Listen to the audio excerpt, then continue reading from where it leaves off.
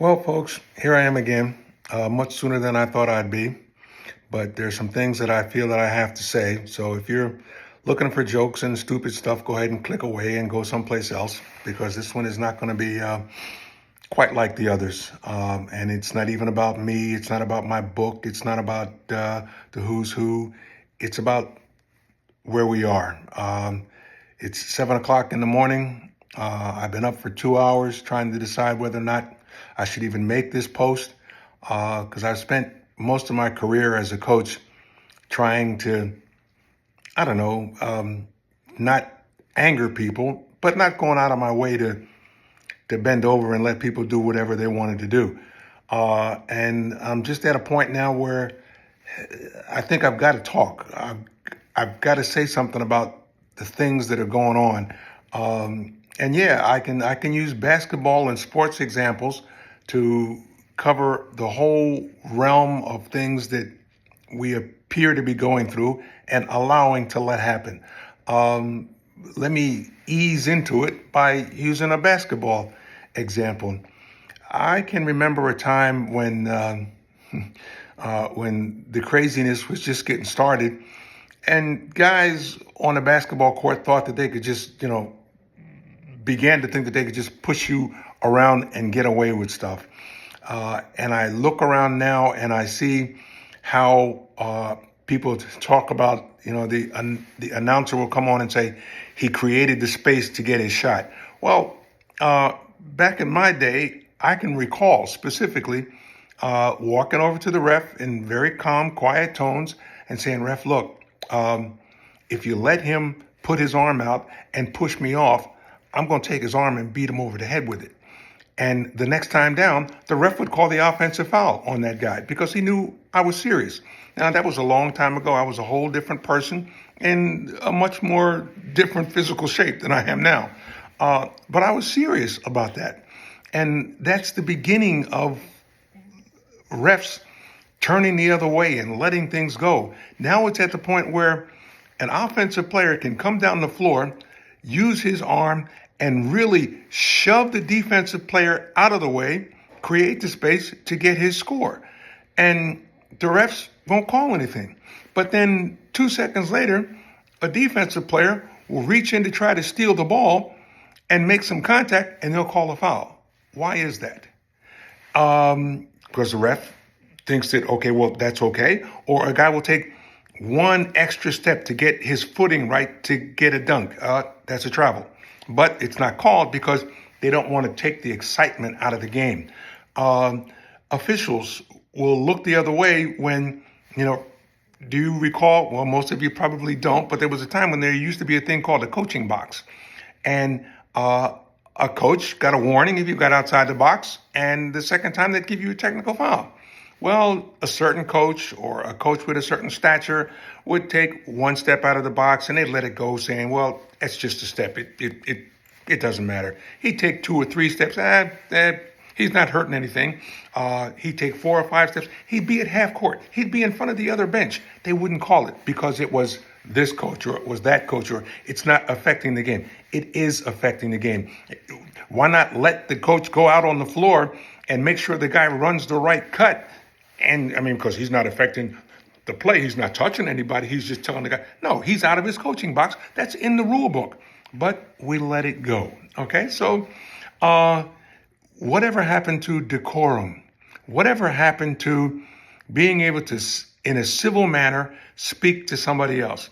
You wouldn't talk to your friends and your family, your parents, like some of these, I hate to say it, politicians talk today. And this all came about from, I watched 2 presidents and from different countries in a discussion yesterday.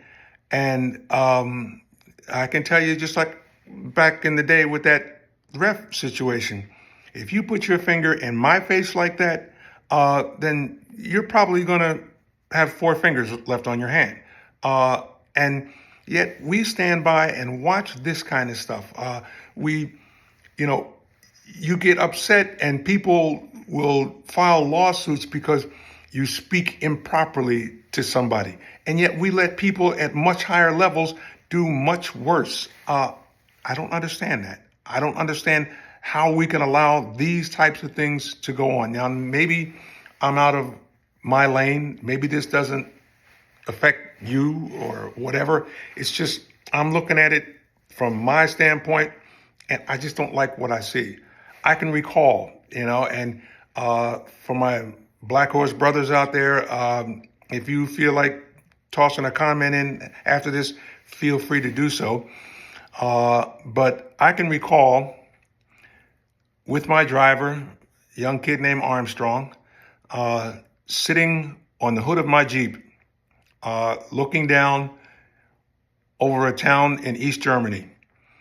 And we sat there and we talked back and forth, and we both had the same thought. We wondered what was going on in that town. We looked at the people down there. We saw the border. We saw the fence. We saw the high-speed road where the East German guards could get up and down quickly. And I can recall thinking to myself that I can count the days that I would be on patrol hoping that somebody from the East German side would try to escape to get over to the West so that I could help them get here and find out what they had been missing all those years locked behind that fence with the shoot to kill orders from their East German guards. And I felt like I had a mission. I felt like I was important, like somehow I could help somebody. And I really hoped that I would get that opportunity. And now I ask myself, for what? I sit back and I look at what's going on. I listen to people praising people that probably have never worked a day in their life, destroying the lives of other people. And it kind of makes me sick. And I wish I could do something. But it's just me down here. Maybe I can help you to speak up in your area. And if you hear somebody telling a lie, speak up and tell everybody that it's a lie. Again, going back to the basketball situation, I can remember, kids telling other kids, oh man, don't go play for him. He's this, he's that, he's that. And some of my players who knew that wasn't true would just stand there and listen to it instead of saying, no, that's not the way it happened.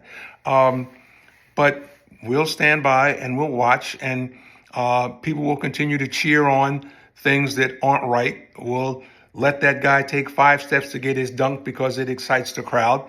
We'll let a guy, one of the great things that I love is a guy drives to the basket to take a layup, and a guy comes out and makes what we call a monster block. It was really a tremendous block. The guy was like 5 feet off the floor, threw the ball into the stands, but then he landed on the guy that was taking the shot, landed on him and almost drove him into the floor. And the ref might call a foul or might not. And the kid would turn around and say, but I got all ball. Yeah, dude, you did get the ball, but you damn near killed the guy when he landed. That's a foul. Whether you got the ball or not, that's a foul. Well, we're letting stuff go on saying, hey, well, this is good and that's good. But if in the aftermath or as collateral damage, there's a lot of things going wrong, then we should speak up about it. This has nothing to do with my book, although in a sense it does, because I get tired of people making excuses. I get tired of listening to sports commentators saying stuff like, well, he had a bad childhood, or people in the news explaining some criminal act by somebody saying, well, he was mistreated when he was young. Well, guess what? Read my book. Read It's the Coach's Fault. And that's why I feel good about where I am and who I am. And I don't feel that I have to take a back seat and listen to anybody talking dumb stuff. Just yesterday, I went back and did a little research, and maybe I'll post these sometimes too. I grew up in 4 neighborhoods in Philadelphia, one of which was Kensington, one was the Nicetown area, and I'm going to post what they say about those areas. They happen to be four of the most dangerous neighborhoods in Philadelphia. And somehow today I'm in America's who's who. And I feel good about that. I'm proud of having done that. And when I say read my book to get some information, no, I don't have any answers, but it does let you know that it's possible for you, instead of making excuses and saying, I can't because of this or because of that, find a way to do it. Now, you're going to need some help. None of us did it on our own. I can remember, I spent a whole lot of my time at what was then called the Youth Study Center in Philly. And I've got some pictures of that and some pictures of St. Michael's, the school or the reform school where I was sent. I was supposed to be there for a year. I ended up being there for 2.5 years because they forgot about me. And yet, that's why I call my book It's the Coach's Fault, because that was the first place where there was a coach. He didn't mean to be a coach. He was just one of the older boys who began to teach me how to play basketball. His name was Chuck Scacco. And then there was a guy that I worked with as a player, but in a sense, we were each other's coaches. He was Paul Hoffman. Paul Hoffman, his dad, owned the farm that gave St. Michael's some of their food. And Paul and I would work out together at St. Michael's. Paul later went on and had a great career at St. Bonaventure's. And then there was Mr. Hamilton, who was my math teacher. And then there was Dante Spazzieri. He was my high school coach. And then, of course, there was Paul Linner, the coach at Hofstra. And then there was probably the most influential coach was Sergeant James Bonsteel. And it's because of those guys that I was able to stay on the right track and help myself get to where I am today. Where am I? Okay, I'm just an average guy on the street, but I've had a great life. And I didn't make excuses. I didn't say I couldn't because of this or I couldn't because of that. I just kept doing, and that's all I'm asking now. So get a copy of the book, read it, and see maybe even if it's only from an inspirational point of view. I don't give you instructions. I'll just tell you, like, one of the things, like me giving up my commission in the Army.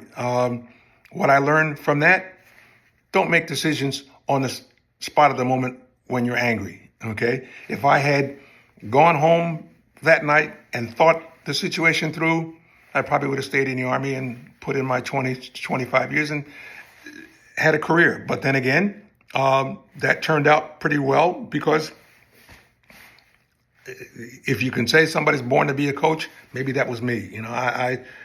I've enjoyed my time as a coach trying to help other people through the game of basketball. So there's a reason that you can read the book if you want some inspiration. But this video here was basically about, hey guys, look around. And if you see something or if you hear something that you don't think is right, speak up. So that's it for now. Bye.